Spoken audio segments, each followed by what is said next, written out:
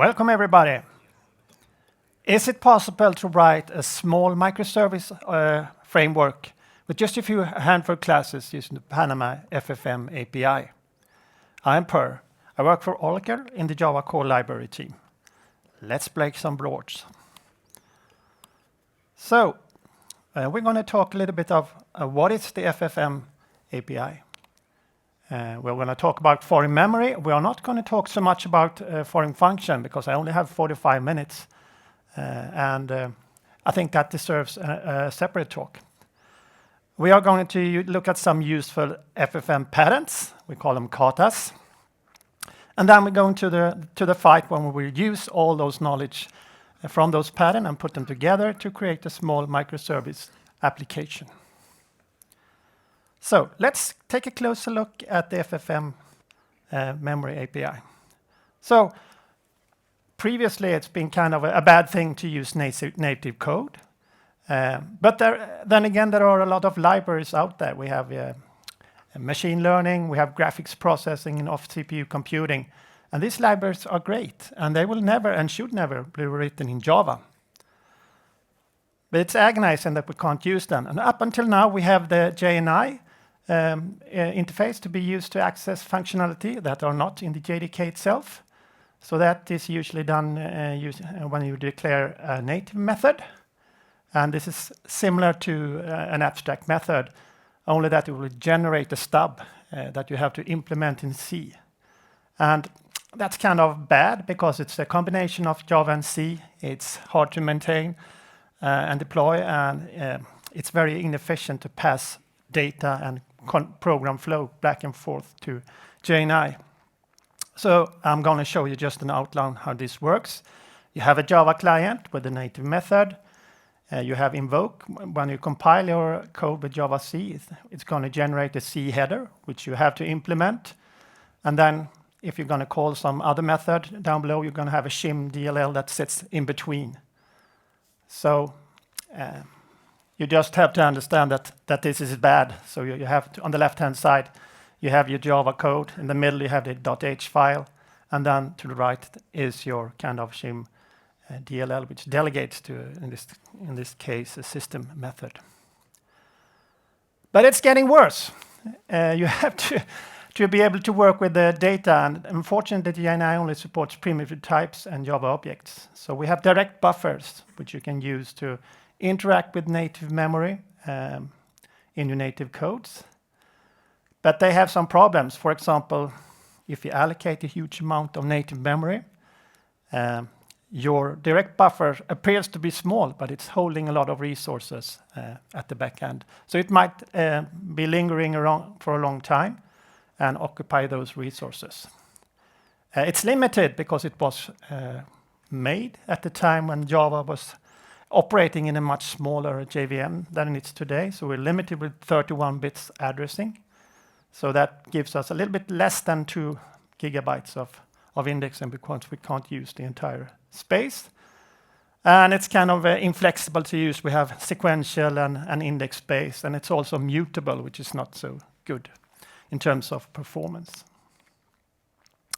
There has been some effort to provide something better, but it's clear that we need something that is pure Java, that is better and can replace JNI, that can replace the byte buffers with a much more efficient construct, and that will simplify things. So in comes the foreign function and memory API, and just the other day this was proposed to target. So it's extremely likely that we will see the FFM API in Java 22. I'm sorry. In Java 21, you can already use it by using enable preview flag. So that is great. I think this project has been going on for more than 5 years. So it's so great to see it's finally finalizing. So let's take a closer look at memory. So we model in the FFM, we model memory with something called MemorySegment. This is in many cases similar to byte buffers in the sense that it's modeling continuous reading of memory. But now we have 64-bit addresses, so we can have almost an infinite amount of memory. And there are two kinds of memory types. We have heap segment that models things that lives inside the Java heap, for example, a Java array. And we have native segments, which you can access memory that are obtained from malloc and mmap, for example. So, accessing memory in a segment has some constraints. So obviously we are constrained by size. So we can't do out of bounds access. So if we have a certain size of our segment, we can't address outside that. There is also something new called lifetime, which is a temporal constraint, which prevents us from using this after it has been freed. That was not always the case. Well, if the garbage collector were managed in the byte buffer, that worked in that way because you can't access it when it's not referenced anymore. But there were some tricks that you can free the memory from underneath, and that could create some problems. There is also a third one called thread confinement, which is an optional one, and that allows you to constrain the use of certain threads. So for example, you can say that my memory segment can only be used by this only thread. And that prevents data races in some cases. We will see that later on. So let's take a look at the C example. We have here the all familiar point, which is double X and a double Y, and we create the point at the coordinates 3 and 4. So you can do this with the FFM API today. In the first line there, we create a memory segment. Don't worry so much about the auto here. That means only that it's going to be handled by the garbage collector, just like a byte buffer. But we will see how we can do this in a better way. So we allocate 16 bytes. In this point segment, we set the double value at offset 0 to the value of 3, and we set the value of a double at offset 8 to 4. And if we are trying to read something outside, this won't work because we have this constraint here. So this is good and it's bad. It's good we don't have any out of bounds access, but it doesn't provide us with any deterministic deallocation, and we have to do all this kind of manual offset computation. So there is room for improvement here. So let's talk about how we manage memory. So Java has always managed memory automatically. So we have this concept of reachability, and that's always been the cornerstone of Java's success. But the direct buffers, they work in a different way. So we need some way to deterministically deallocate these often huge memory segments that are kind of laying around in your code. So, and there is also a problem when you are concerned about the lifetime. So if you are freeing something too early, you have this use after free problem. But if you forget to remove it, you have a memory leak. And in C, we have this kind of, we don't have lifetime. You can malloc and free as you want. So every allocation has its own lifetime, you can say. And pointers can be free at any time. How many of you have coded in C? And how many of you have crashed your process because you addressed it outside or accessed? Yeah, that's about the same amount of hands. So that's good. That's how it is. So we have languages, other languages, for example, Rust, that it's much safer, but there we have it built into the language model. So we need to come up with some kind of middle ground here, where we on the left-hand side have full flexibility, which is bad, but on the right-hand side we have a fully safely system which is integrated in the language. So here you see an example of two segments that reference each other.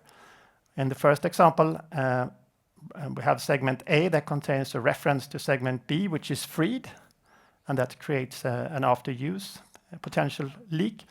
And the other one is I have freed segment C, but segment D, which we point to, is not free, so that's a memory leak. So we introduced something called arenas, which models the life cycle of one or more memory segments. So all segments that are allocated in an arena, they share the same lifetime. And there are some built-in arenas, and you can create your own arenas. you can extend this interface and provide a lot of your own functionality for pooling or whatever you want to do. So there is something called the global arena, which will be created when you start the JVM, and it will exist for the entire lifetime of the JVM. So if you're allocating something in, for example, a static field, you may use the global arena. We already saw the automatic arena, which delegates the problem of freeing up resources to the garbage collector. And there are two more interesting ones, which is called a confined and shared. So confined means I can only use it in my thread, and shared can be used by any thread. But they are explicitly bounded, so when we call close, every segment that we have allocated from that arena is atomically freed. And if we are using a shared arena, there are some extra things that needs to be done in order to ensure that we are not doing any critical operation in another thread. So there is something called a thread local handshake when we invoke the close method on a shared arena. So I think we found a good place in the middle here. So let's see how we can use an arena. So we have an off-heap memory segment here. We say arena of confine, that creates a new arena that is confined to the thread that created the arena. And then we allocate 16 bytes, and then we set our values just as before. And when we exit this try with resource construct here, the memory will be deterministically freed. So if I'm trying to leak out this arena here, that won't work because we will get an exception here. It's already closed. Okay, so that's good. That's earning a better outcome. We have deterministic deallocation. We have no out-of-bounds access, no use of the free access, but we still have this kind of manual offset computation, which is bad. So that brings us to MemoryLayouts, which is a way of expressing and being able to reason about the layout of the memory we are handling. So layouts can be queried to obtain the size of the layout, alignments, and access expressions. So it's kind of a more declarative way to handle your code, and that means that there is less places for bugs to hide. So if we have this point that we looked at before, we can declare something corresponding to this. We have a struct layout, and there we have a Java double with the name X and a Java double with the name Y. So it's very similar to a C struct. Please note that the FFM doesn't preclude any other language to be used. It's not tied to C. So therefore, this kind of declaration is a more generic than just in the C case.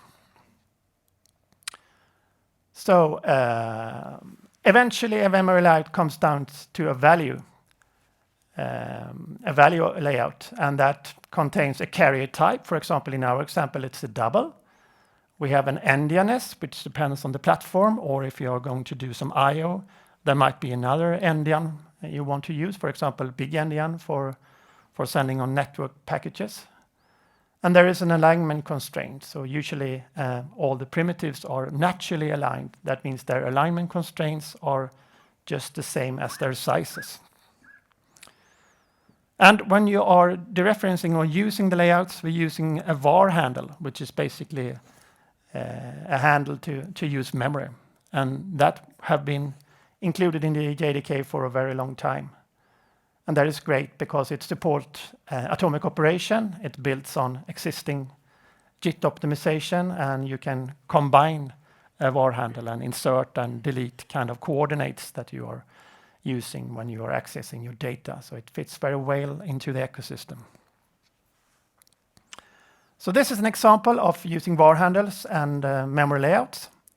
So we have our memory layouts just like before, and we obtain two handles here. We have one for X and one for Y.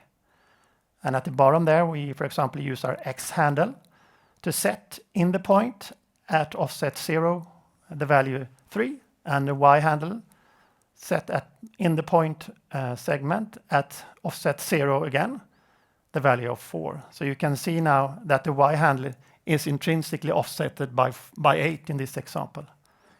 So once we have the handle, it's easier to use memory. And in this very simple example, it might not be a huge step forward, but if you have a very complicated struct with several layers and of different depth, then it's invaluable. And then we free everything when we go out of the try with resource scope here. So now we check all the boxes. That is great. We also have the foreign function API. I'm just going to touch upon this because we don't have so much time today. But you can actually call a native method directly from Java. So suppose you have a method in C that computes the distance from the origin to a certain point. Then you can just look up that method. You can invoke the linker. And you can, instead of having a var handle, you are having a method handle. And you can just call that native method directly from Java. And in this case, it will return 5 because that's the length, the distance. So that is cool. And it's, in many cases, faster than JNI, and especially for up calls, it's much faster than JNI. So I think we're going to see some performance updates. Before we leave calling native call, I just want to mention JExtract, which kind of unlocks the world of other native libraries. In this example, we are extracting the studlib.h, which is the system functions that we have. And we can just create automatically bindings and use them directly from Java. So there is, for example, a method called qsort. So JExtract will create the binding for qsort and a way to make a comparator for that is compatible with qsort, which is a callback to Java. And we can sort our array here. So you can imagine that you can do this with TensorFlow or some other library, and in minutes you can be up and encoding directly against that native library. So that's good. But as I said, that's a subject for another talk. So to conclude, the FFM provides a safe and efficient way to access native memory. We have deterministic deallocation. There is a direct and efficient way to access native function, and we have tools to make it easier to access native libraries. And already today, a lot of these more prominent third-party libraries and tools are using the FFM under the hood. Okay, so next part of the presentation is live coding. We're going to talk about creating a bean type wrapper for a structured memory. We're going to talk about a record mapper, mapping segments to a file, and performing atomic operations. So these are the fundamental things we need to create our microservice architecture, and I hope the demo weather is good today. Then we're going to the fight, which is actually creating an application. We are going to create a memory map persistent queue, and we're going to have one producer and a number of consumers that can kind of tail the contents of this queue. And we're going to run the demo. So without further ado, let's head over to the code. So far I talked about an entity. Can you see this? Is it too small? Let me make it a bit bigger. That's a bit better. I talked about a point, but now I'm going to use something else called market info.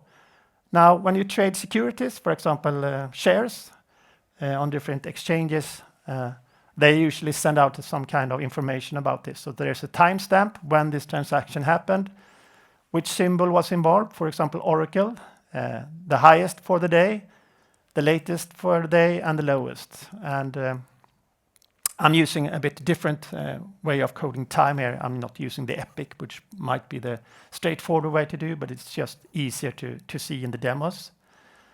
I've coded the string to an int because I want this to be of constant size. And I'm using int, so I can just represent like dollars or euros, but in a real case, you can use millieuros or something else here. So this is just to have a very simple example. Now these are getters, and I also have a corresponding setters, which I want to separate because I really don't want to use setters. But this is just to separate them in the first examples. So we have setters for time, symbol, high, last, and low. Then I have a bunch of utility methods here. I have declared the layout for the market info interface here, and it's very straightforward. I have a long with time, I have an int with symbol, and so on, high, last, and low. So this corresponds directly to my interface that I have. And I made sure that I have really settled on the endianness here. Most computers have little endian, and so I want to use this, but if someone builds this code on a machine with big endian, it's not going to work because it's using external format. So I made this little trick. Then I have all the var handles for time, symbol, high, last, and low, using this small utility method here that will extract the var handle from the group element named by whatever I put in here. I have 2 utility methods that will convert from a string to an int and vice versa, and that's just shifting bytes back and forth. So I don't think we need to spend so much time looking at them. I have a toString method which takes a market info of various implementation and provides something useful that we can debug or see. And I have another utility function that allows me to kind of visualize a memory segment in hexadecimal form. So nothing strange there. So let's head over to the first kata, which I call the bean wrapper. So you saw before that it wasn't really Java code. It would be better if I had a real Java object that kind of encapsulate my segment instead of using all this set and get and using my access or var handles. So that's what I'm trying to do here. And I have kind of both getters and setters in my bean. And I have the backing segment here. So I can just provide the segment I want to use, and then I have this kind of wrapper around this segment. And it turns out it's very easy to implement all the getters. I just delegate to the var handle. So for time, for example, I invoke the get method on that var handle, and for the symbol, I invoke the get method for that symbol var handle, and so on. And it's equally simple for the setters. I invoke the var handle set method on that segment using the value I want to set for all those values. So this is not rocket science. I delegate to my toString method here, and I implement equals and hash code. So if it's a market info, I just check all the boxes, that time is the same, symbol is the same, and all that stuff. So that's pretty straightforward. And now let's see how I can use this. So I create an arena of confined. That means that I can only use whatever segments I'm carving out from this arena in the thread I'm using. I allocate, and then I provide something different in this case. I provide my memory layout. And the layout has both alignment constraints and a size. And the allocator here will make sure that all those constraints are fulfilled. So my segment is correctly aligned, and it has exactly the size I want to have.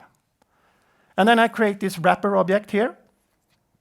And now I will print it out, and I expect everything to be 0 because I haven't done anything yet. It's just the memory segment is by default always initialized to 0.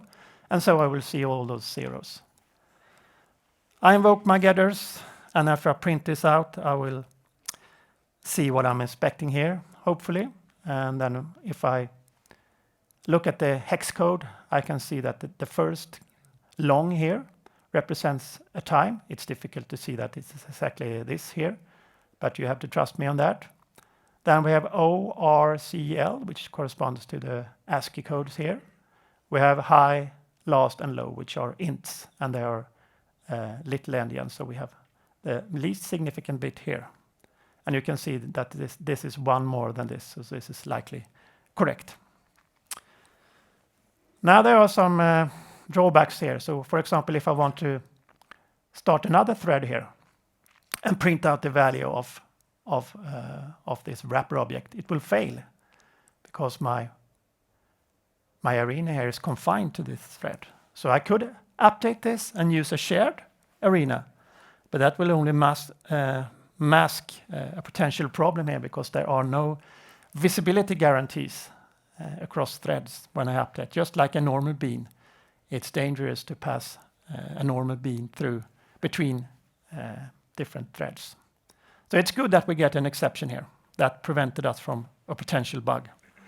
And it's also another drawback here. I can't use my wrapper outside the try with resource block here because my segment is invalidated.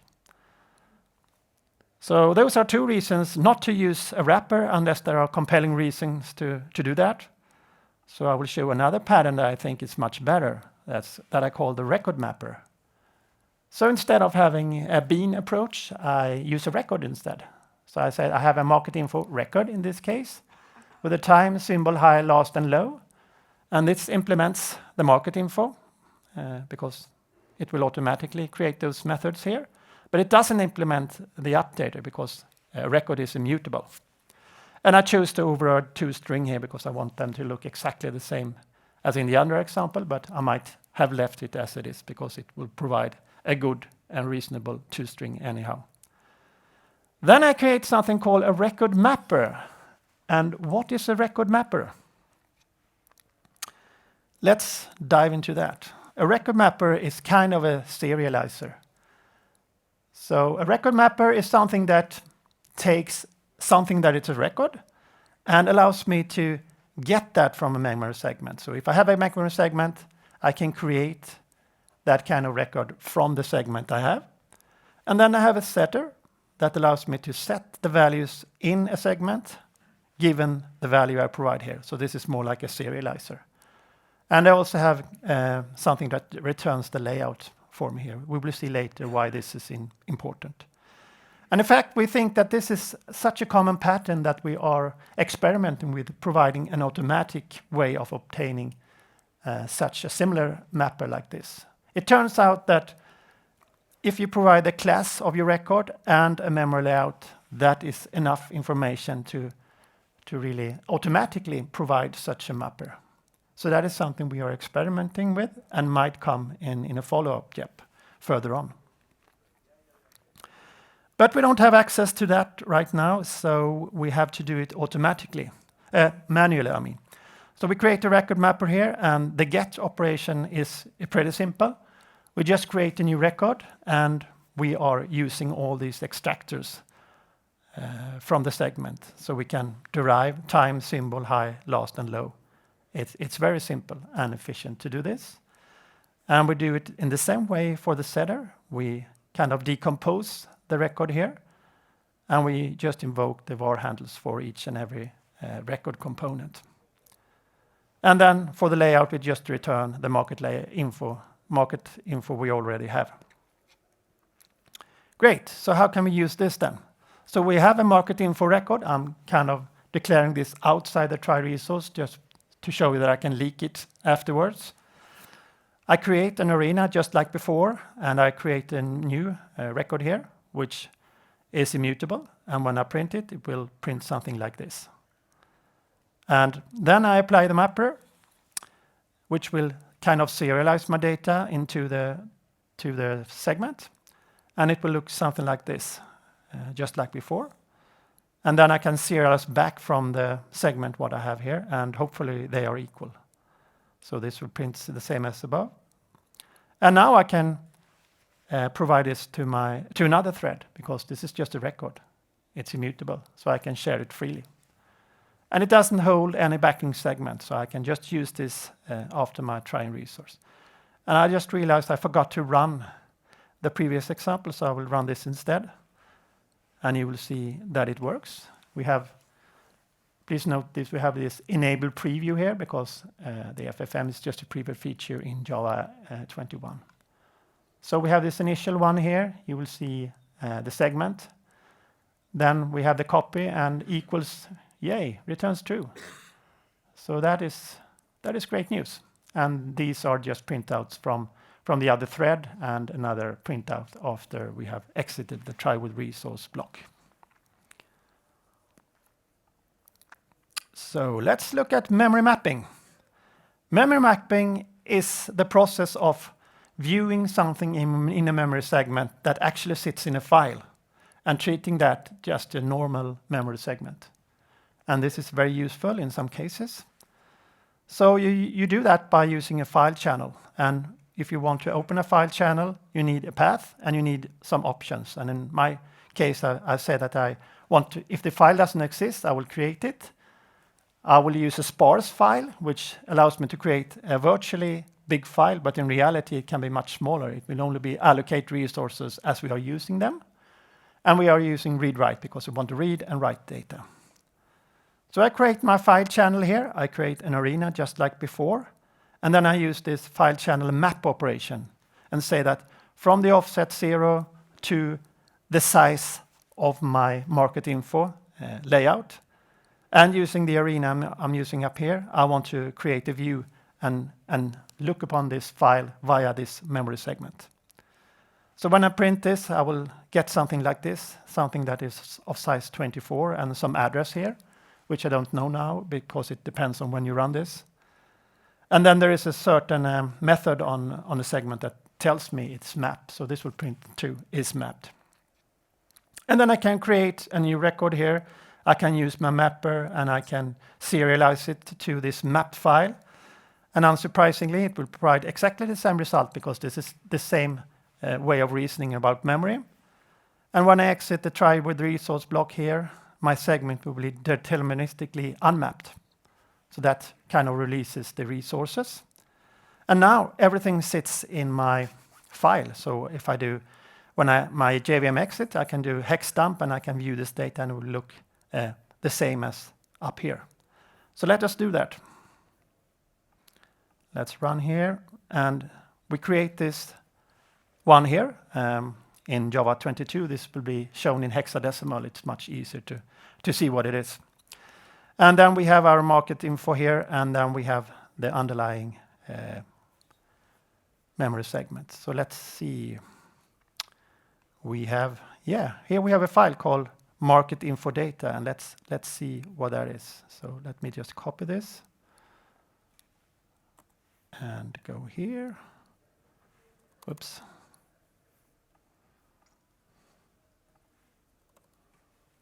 Paste it in, and there we go.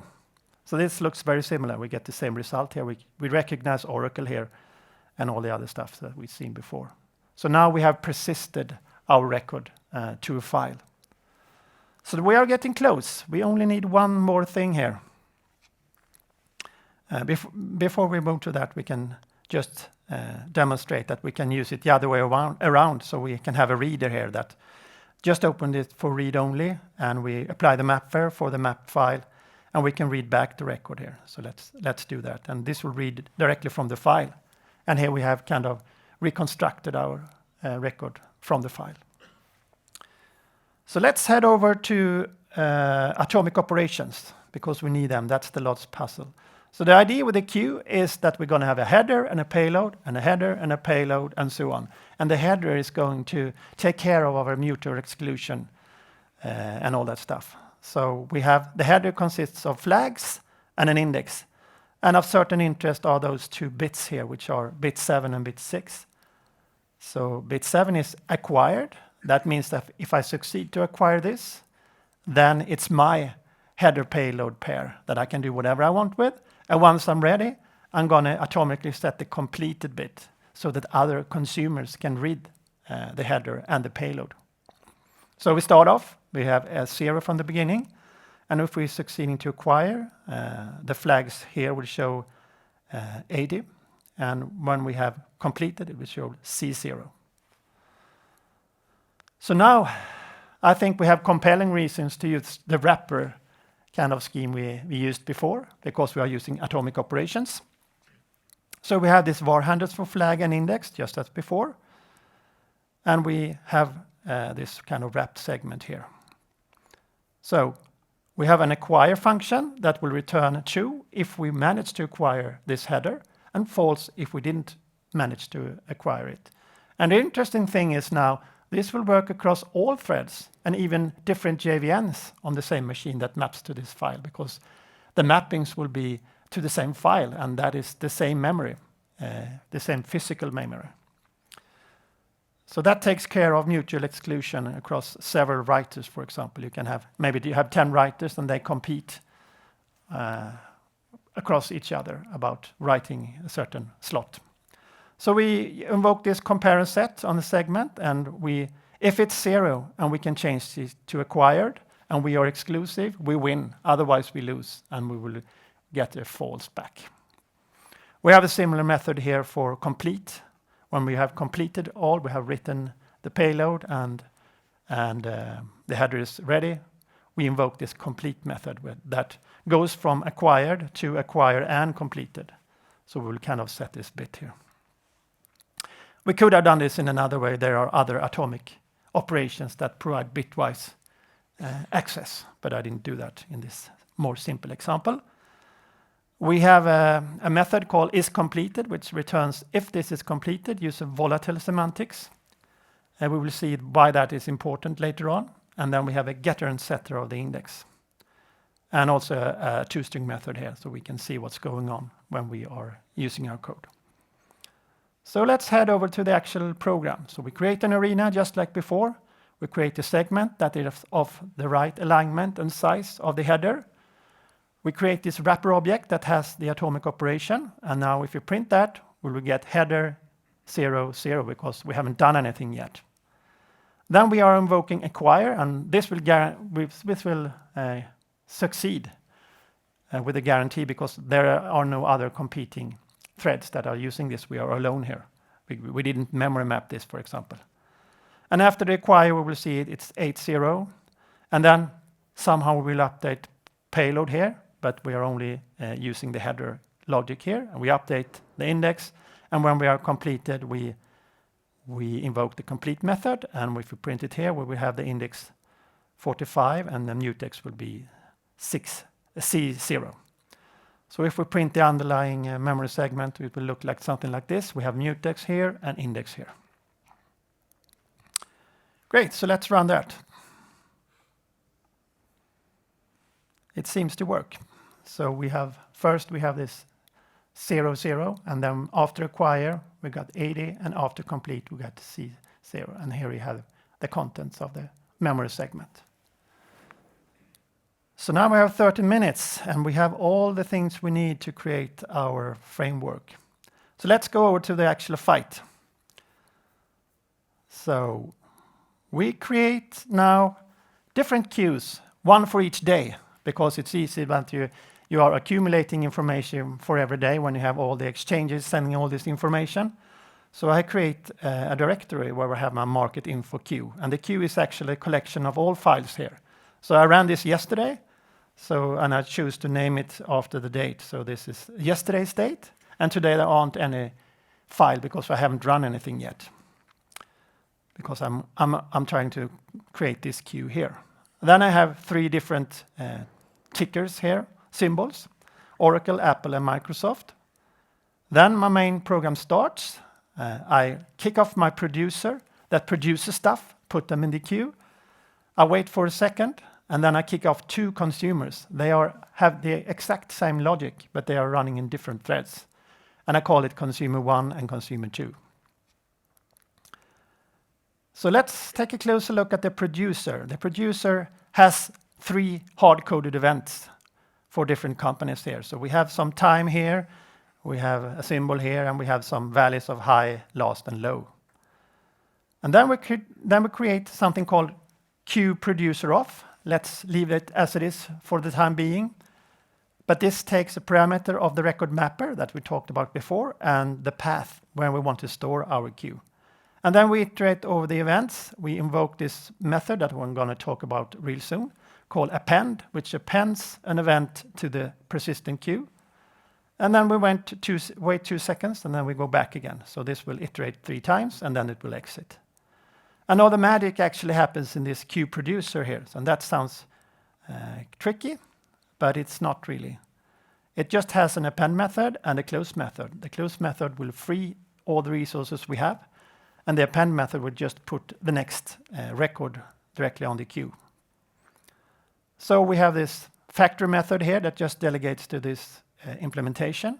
So let's take a close at that. I think you will remember what we are seeing here. We have the open options, which are exactly the same as the previous example in the kata. We have the record mapper, which we remember. We create an arena of confined here. We are only using this in one thread. We have a memory segment that memory maps the entire file. In this example, I have chosen to say that we have a 1 megabyte file. So that means we cannot put more elements in this solution than 1 megabyte. But I could easily change this to a terabyte, for example, because we're using sparse file. I did an experiment, and on my laptop, I can allocate a sparse file of 64 terabytes and still use that. And I have a position, which is the byte position within the file. So we start with byte position 0, and then next position is the header plus the payload size. Okay, so when we start, we basically record these parameters, and we set up the mappings, and that's all we do. So when we come back to the append method, we create this kind of wrapper header. Let's look at that before we go into the details there. So we create this header from the kata, and we are using something called as a slice here. So we have this big memory segment that illustrates or is kind of mapping all the memory, but we are only interested in a small slice. That is the size where the position is and the size of the header. So that's what we are doing here. And we remember the index, and then we are trying to see because we might start off when there is already a queue, we might have restarted and there are millions of entries in the queue already. So we need to scan the queue until we come to the end where we have 3 headers. So if it's completed, it's nothing we can do. We have to scan to the next one. But if it's not completed, then we are trying to acquire. And if that fails, we need to scan to the next one. And this is basically just scanning position equals header plus the layout, the payload size here. So we just iterate until we are alone. So when we get here, we are alone. We carve out another memory segment for the payload using slice, which is the size of the position plus the header, because we don't want the header to be included. And then we have already the memory layout here that is taking care of alignment and sizes. And then we invoke the mapper. We set the payload, we increase the index, and we set that. And then we invoke this complete method. You remember that sets this bit using a volatile semantics. And this is important because this establisher happens before. Remember, now we are using different threads because we are using an atomic operation. And if we're using an atomic operation on the reader side, there will be a memory barrier here. Close is very simple. Just delegate to the arena and close, and that will unmap our segment that we have. So this, and I think we can even make this simpler here. I wanted to keep it so it's easy to understand, but you can do this in a more efficient way. So let's go back then to, so that was the producer. Now the consumer looks very similar. We have a queue consumer, which have something that looks very similar to the one, only that is only reading. And that is having a method called next, which is returning an optional. So if there is an element in the queue, it will return an optional with that content. But if there isn't, it will return optional of empty. So I won't go into the details of that. It looks almost the same as the previous one. So we loop here forever, and then we invoke next. And if it is present, we do something. I have kind of an event here, on read it says. But if it's not something there, I invoke something called a yielder, because if I don't have a yielder here, I will kind of spin right and consume 100% of CPU resources here. And that might be good in some cases if I'm really concerned about latency, but mostly I'm okay to wait for a while. And so I say that I want this yielder to sleep 5 microseconds if nothing is happening here. So if there isn't anything, I will wait 5 microseconds, but if there is something, I will invoke this event handler on read here. And I've chosen to just print it out. But you can, for example, merge this event into a map where you keep the latest from the timestamp value, and you can query what's the latest value for Oracle, what's the latest value for Microsoft, for example.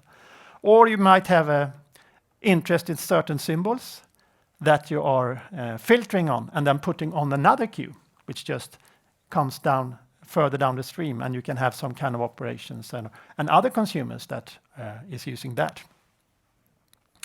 So hopefully this will show something like this. It will start. We will, after a second, the consumers will start, and they will kind of consume the values. And we will see after every 2 seconds there is a new event appended to the queue. and it will be displayed here. We don't know in which order this will happen because they run totally asynchronous. And if we print out a hex dump of this Q file here, we will see something like this. With the headers, here we have the header, and then we have the content here. You can see Oracle, Apple, and Microsoft. So hopefully this will work. Let's try. So it's starting. We are seeing some values coming in, and now we're finished. And now you've seen we have created this queue up here with 06. I don't know if you can see, it's very small, but we have created a new file. So let's take a look at that file. I have it somewhere here.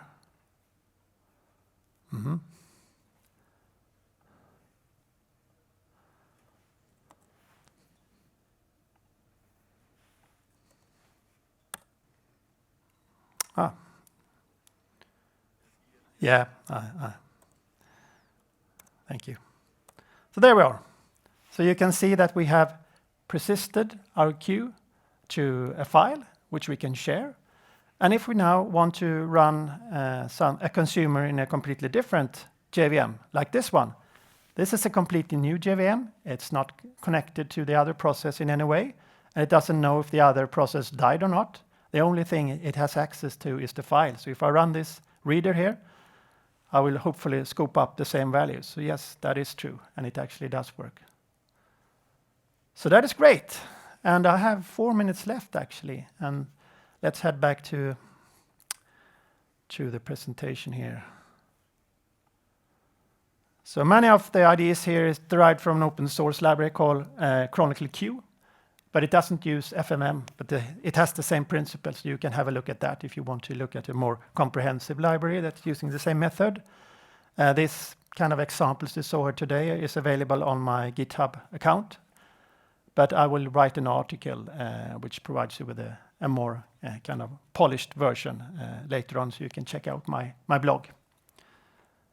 So try FFM in your application today. Download jdk.java.net, Java 21, and try it out. So thank you for your interest.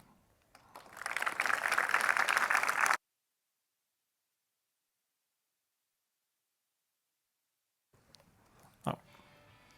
Yeah, maybe you can. Yeah, question there?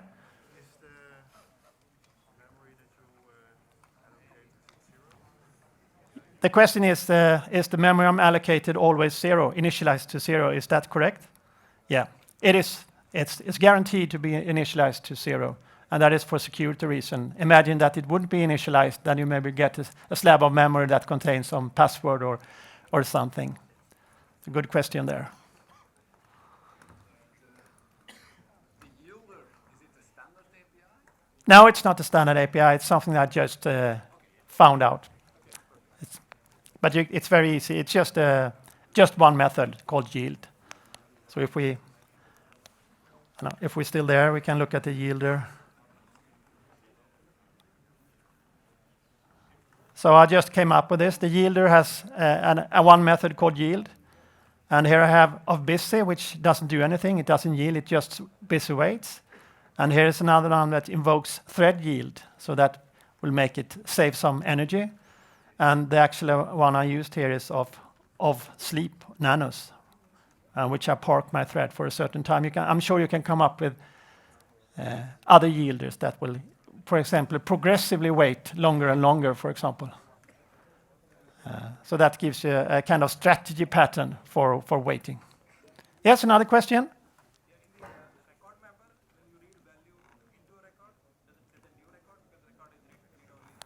Question is, when we invoke this record mapper, does it create a new record every time we invoke it? The answer is yes. And that might sound a bit counterproductive, but because you think that maybe we will create a lot of objects. But the matter of the fact is that the JVM is able to optimize away those if they don't escape in most cases. So if you consume your record, it might even be the case that the record never exists. It's just a representation of the record is allocated on the stack, and maybe just the components that are using are ever materialized. We don't know that, but the JVM is very good at optimizing things. Yes? In case I try to allocate the memory and out of memory happens, what will be the behavior? Yeah. So the question is, if I'm trying to allocate a huge amount of memory, for example, that I can't do when I run out of memory, what will happen? And the answer is we will have an out of memory error. So I cannot recover, and all the area will be free. No, you can't recover from that, but you can write, maybe you can write your own arena that take care of that for some, maybe you can have an arena that you can ask, can I allocate this or something like that, and provide your own logic around that. Yes? Follow-up. So similar to that one, could you tell us how the sparse option that you used? The sparse option relies totally on the operating system. So, and it's actually default on some operating system. So, for example, Windows is, I don't think it will work so good, but on Linux it will work perfectly. So it's no magic in the FFM library. It's just delegates to the file system underneath. More questions? Yeah, I'm blinded here, so I can't see you guys. I'm sorry for that. Yeah. So this is about the memory part. Do you have a similar presentation somewhere with examples on the functional part of the... Yes, as I said, it deserves a separate presentation, and I unfortunately don't have that myself, but I'm certain there are several presentations on YouTube, for examples. But I'm sorry, I can't point you in a good direction, but maybe you can look there, and I'm certain there will be presentations for that too. More questions? Okay, thanks for your interest again.